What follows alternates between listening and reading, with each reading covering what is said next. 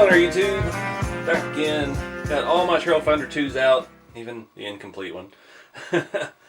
So, I haven't made a whole lot of videos lately. Been kind of in a funk and the holidays and all sorts of stuff going on. I've been a little behind, but I've got some time off work here coming up after Christmas and looking to get things going again. And the last thing I did was I fixed up my original Trailfinder2 that I built, put my old red body back on it, and I kind of re-fell in love with Trailfinder2.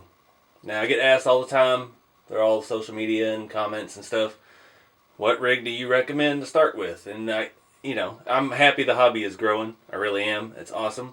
And I thought I'd do a video touch base on that again because for me, it's all about the scale. I want the looks. I want it to perform as well, but within reason. So basically, there's two schools of thought with all this for me. You have Trailfinder2, and you have the axial SCX10, which is now the SCX10-2. The SCX10-2 is 4-link front and rear. It's a superior rock crawler. There's no way around it. It's a great setup. It's an awesome chassis design. Sucks it has a Lexan body. Sucks that a lot of it is plastic, but it is a better, more durable car for entry-level people. If you're buying looking to get a rock crawler for your, 6 to 12-year-old, I don't know. I don't have kids, so I don't know. Younger kids, the bashers, if younger kids tend to like Traxxas and stuff like that. It's fast, it's durable, it is what it is. This is more if you're scale-minded, like me. This is what really, the truck that set off the hobby, in my opinion. We've had SCX10s, and I tried to make them this before we had this. Back before the Trailfinder2 came out, the SCX10 original one was, it was groundbreaking. It had full chassis rails. It was the most scale thing we'd ever seen, and it crawled good. Bodies were limited and stuff like that, but people went above and beyond to make it as scale as they could. Then the Trailfinder2 finally came along, and we got a hard body, and we got leaf springs, which until then we'd only had Tamiya trucks with leaf springs, and I had plenty of the high lifts from the early 2000s, and they were horrible rock crawlers. Terrible center of gravity was so high on those things with the big semi-truck 3-speeds.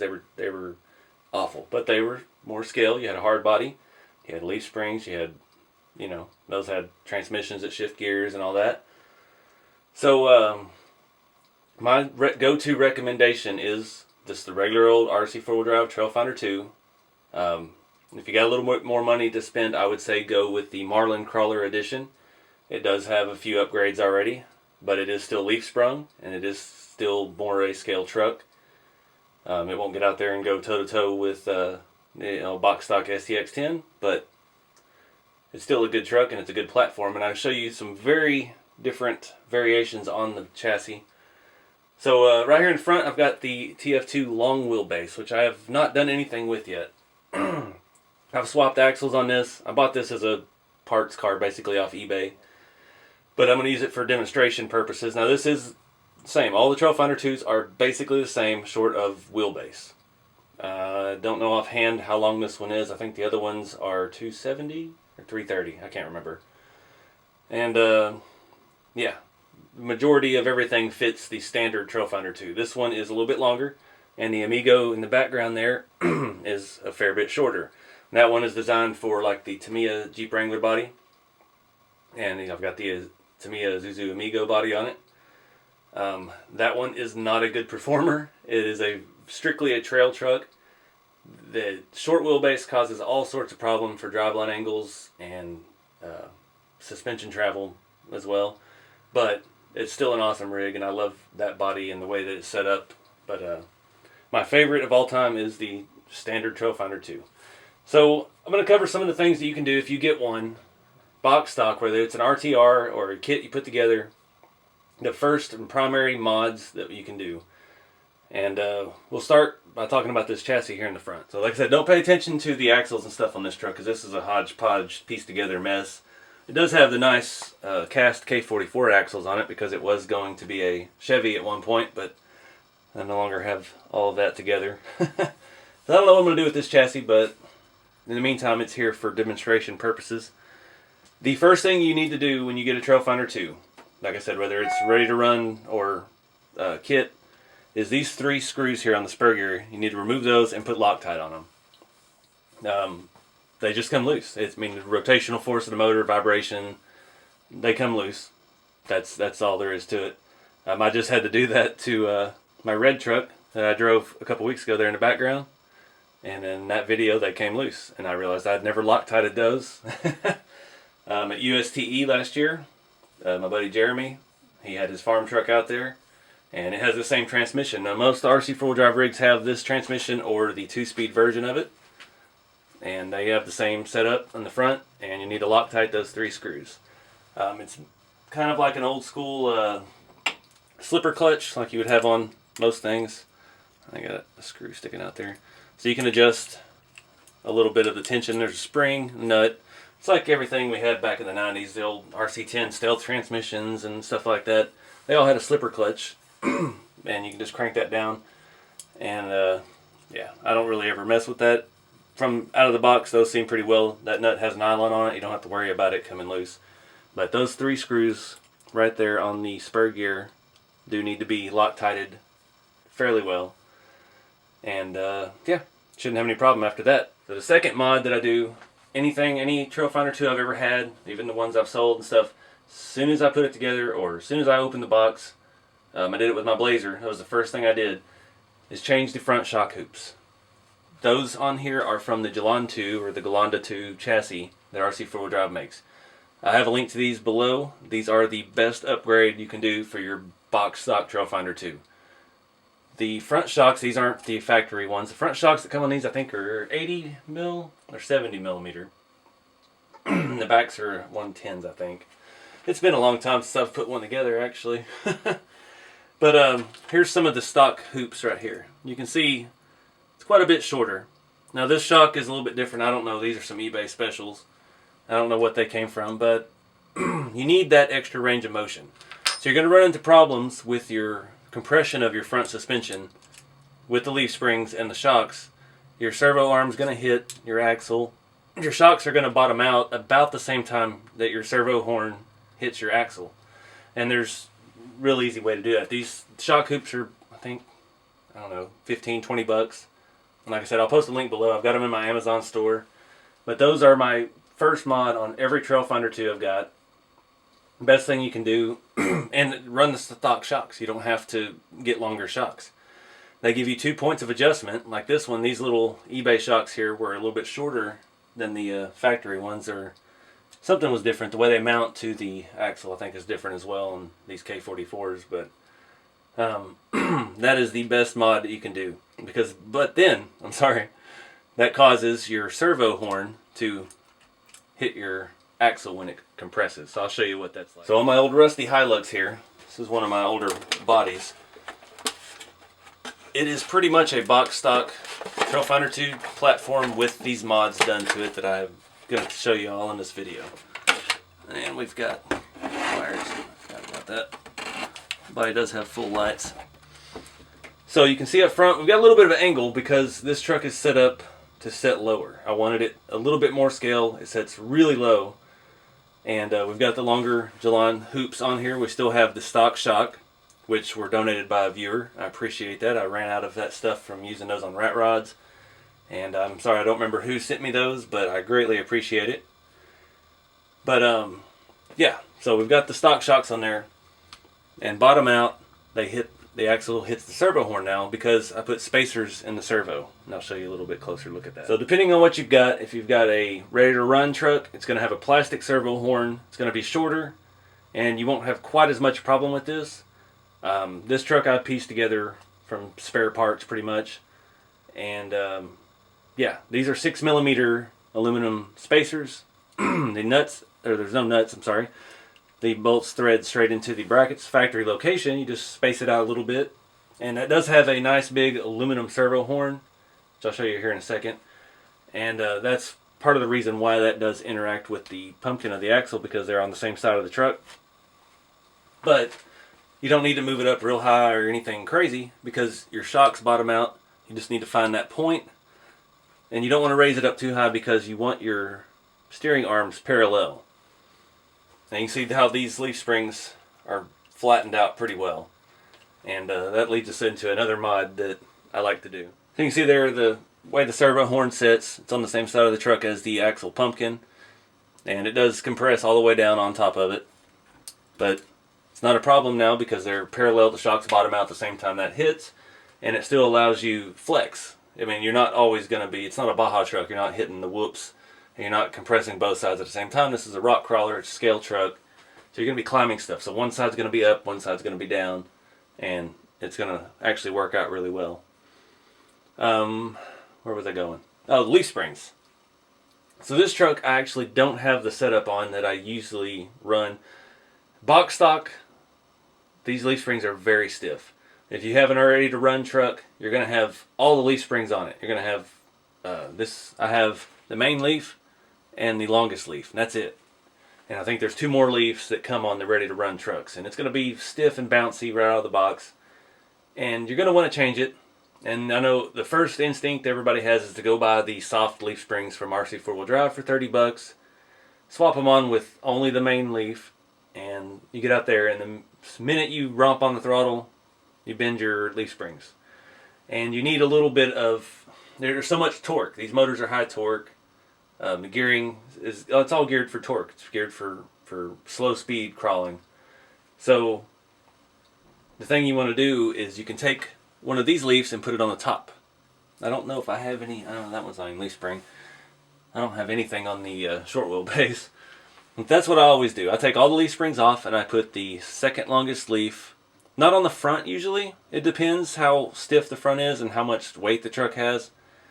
But on the rear, especially because you always get torque steer on the rear, put the long leaf on the top until your leaf springs soften. Now these are like, they're springs. It's like any spring.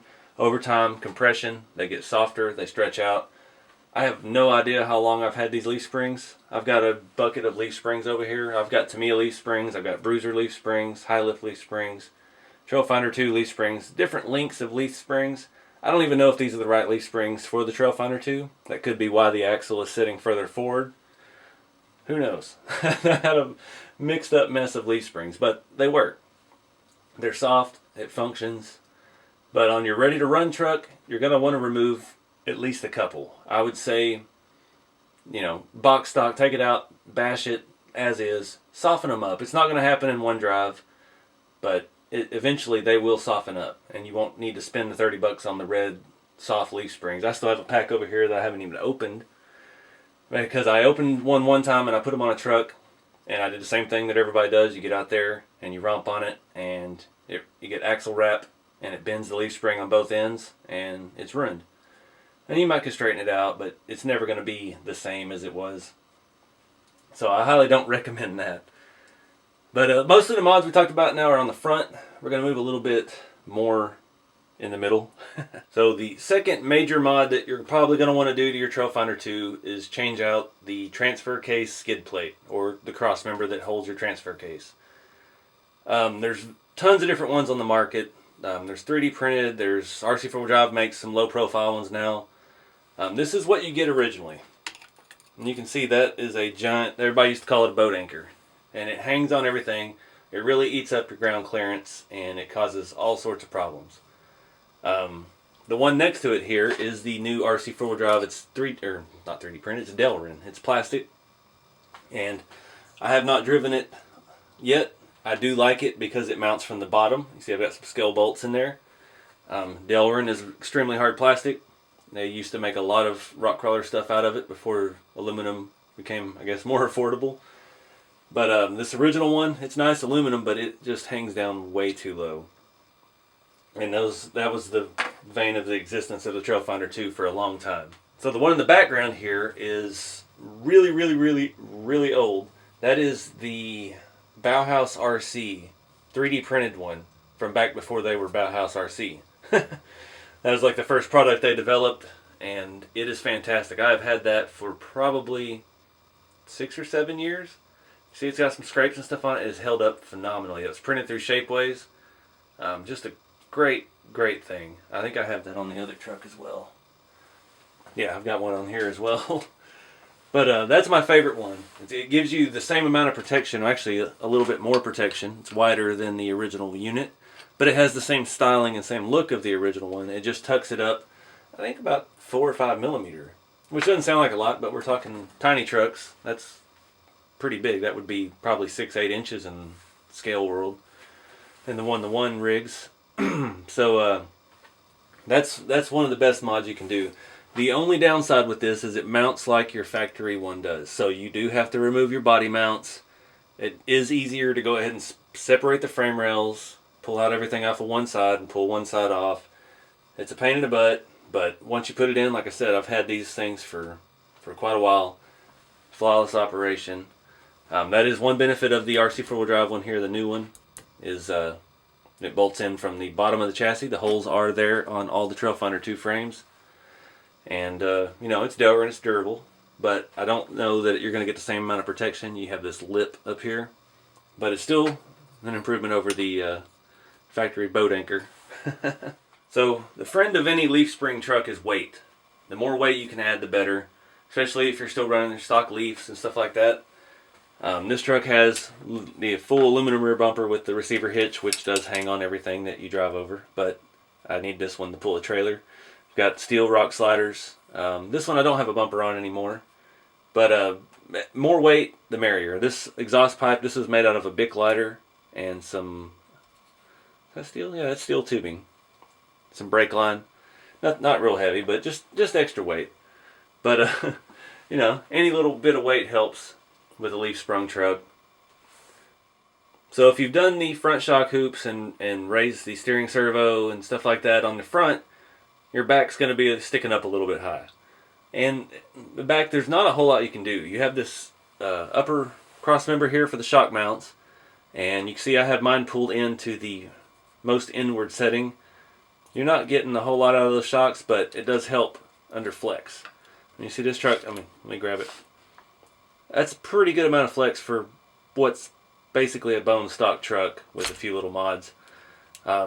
Stock shocks, I mean, they're covered in grease and oil. They don't have oil in them. They just have an internal spring, so you basically have a dual spring suspension on the Trailfinder2.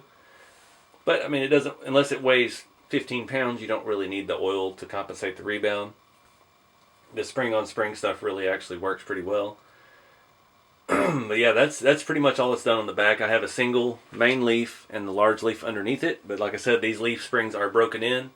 They're not box stock brand new. They would still be very stiff at that point, and it wouldn't set nearly this low. One other mod that I've done to this that I forgot about, let me show you. Another very inexpensive mod. I just added this last year after I went to USTE and I met the guys at Bauhaus RC, and that's when we realized that I've had one of their skid plates on my Trailfinder2 for almost a decade and didn't even know because they weren't branded as such at the time. This is an aluminum rear hanger. This hangs your shackle for your leaf spring. This is the factory one. So you can see we've got a little bit different of an angle. Just tiny. This brings the top of the shackle in just a hair. And it actually does make a difference. We did a little video on it when I got back from USTE, swapped them on my rig. It just changes the performance of the leaf spring because it's pivoting at a different point. I think those were, I don't remember how much that was. It was very inexpensive. It was no more than 20 bucks. And that's, to me, that's, you know, for $50 extra on top of your Trailfinder2, some spacers, front hoops, and that right out of the box, that's going to improve it vastly as far as leaf sprungs go. But yeah, that was really cool. That's one of those little things that you don't really think about, but it really does make a difference. Before you start taking leaves out, adding leaves, changing leaves, and all that, it's little simple things like that can make a world of difference. So another really cheap mod that I usually do, it does eventually kind of wear out. Trailfinder2s, you have to take 4 screws out to remove the body. And if you're box stock, some of them still have the pins in the back and the bed. But zoomed in here on the body mounts, you can see I've got, these are grub screws. Basically, they're the screws that you use for 4-link rods and ends. Basically, this kind of screw here. They're made to, you thread it into the plastic rod end, and then it threads into your aluminum rods. As far as RC4wd drive stuff goes, that's how it is.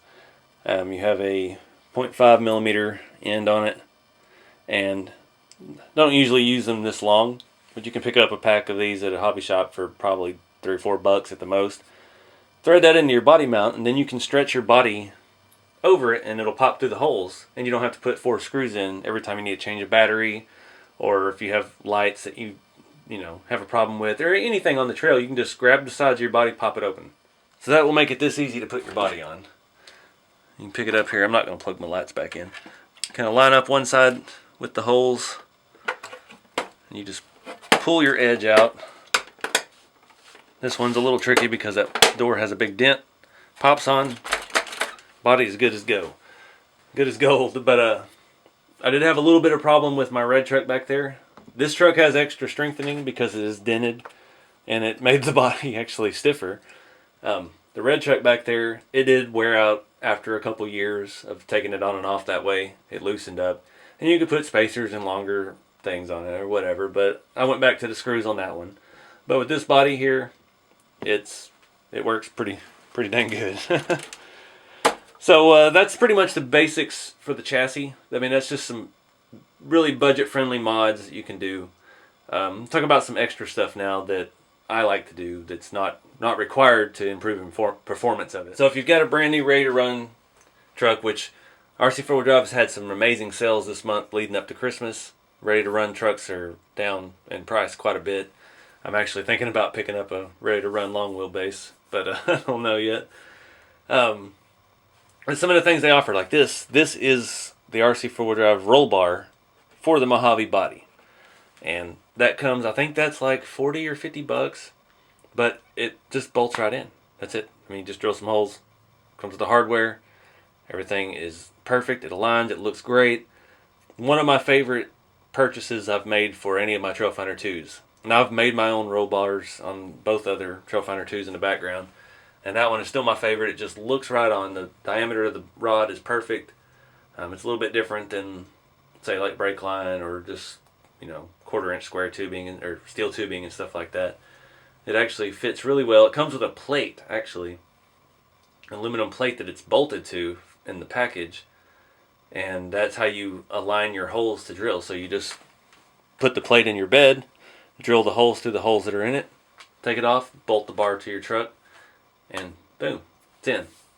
It's really a smart setup. And that's one of my favorite things that I've ever added to these trucks. The second thing that you probably want, most of the trucks come with it now. I believe all the Mojave 2s do. I could be wrong. Said I haven't had one of these or bought a new one in a while. Is the rubber mirrors. The old Trailfinder2s came with hard plastic mirrors, and the first thing you do when you get out on the trail is knock that sucker off.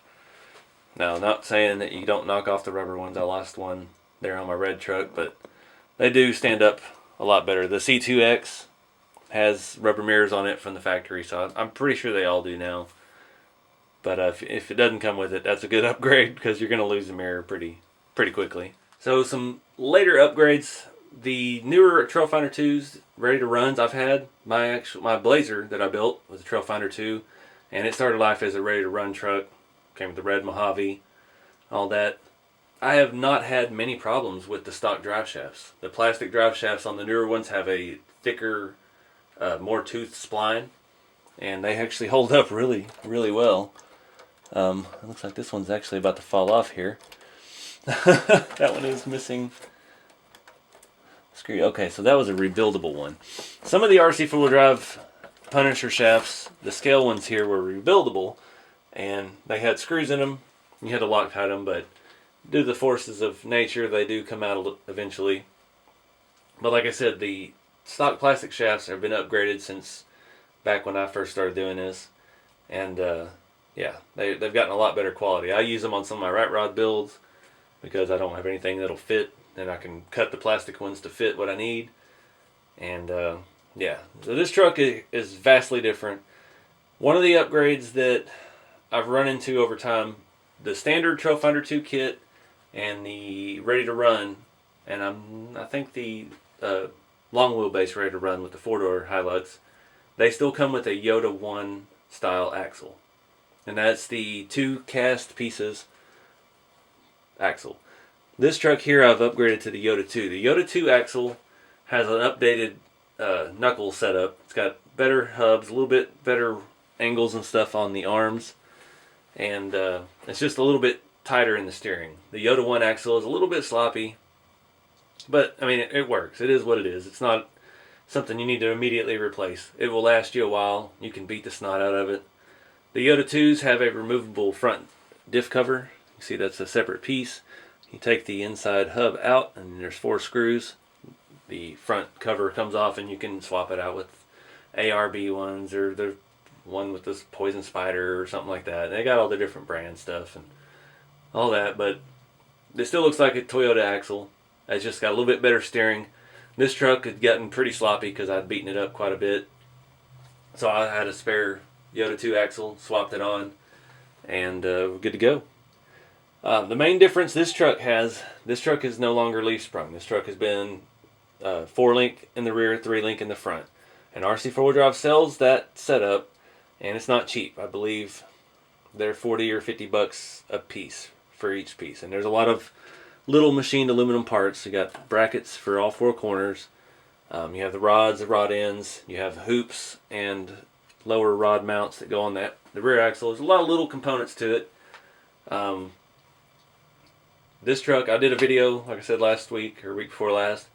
This truck is a beast. It is a lot better than I remembered it.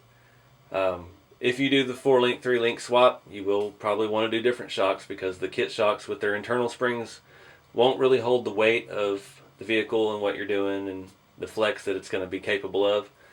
Typically, I just swap on some SCX10 shocks.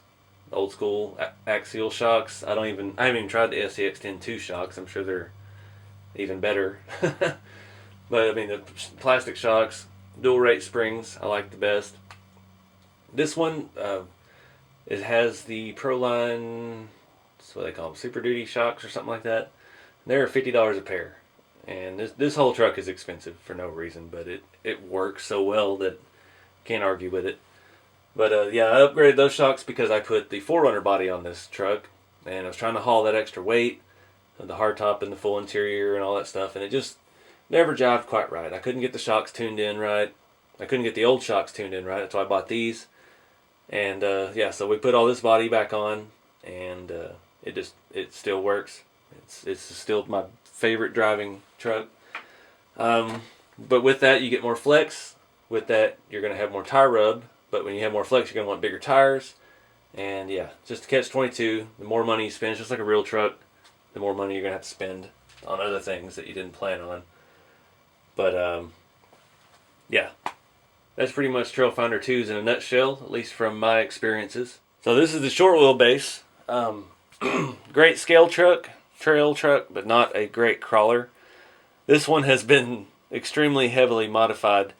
The boat anchor scenario with the transfer case crossmember is even worse on this because this truck came with a Jalan 2, which I think I have one laying around. Came with a Jalan 2 crossmember, which is even bigger and bulkier than the Trailfinder 2 one. Because it's so narrow or so short, the transfer case had to really kind of be lower to keep the pinion angles and stuff and the drive shafts working.